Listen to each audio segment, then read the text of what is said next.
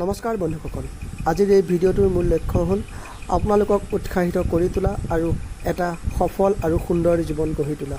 অনুগ্ৰহ কৰি ভিডিঅ'টো সম্পূৰ্ণকৈ চাই যেন আৰু মোৰ চেনেল যোৱাৰ সময়বোৰক সলনি কৰিব পৰা নাযায়।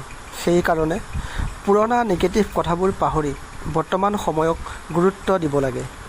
নতুন দিনে সদায় নতুন আশা লৈ আহে, সেয়েহে নতুন দিনটোত পজিটিভ কথা চিন্তা কৰি আদৰিব লাগে আৰু নিজৰ কাম কৰি যাব লাগে, তেতিয়াহে সফলতা পাব পাৰি।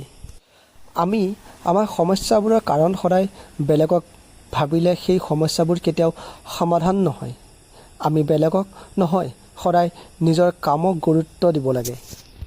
বেয়া অভ্যাস যেতিয়া তেতিয়াই এৰিব পাৰি, মাত্ৰ বেয়া অভ্যাস ত্যাগ কৰিবই পৰা সংকল্প সদায় কঠোৰভাৱে ল'ব লাগে।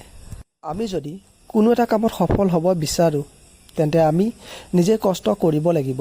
একো নকৰাকৈ কোনো কামেই নহয়।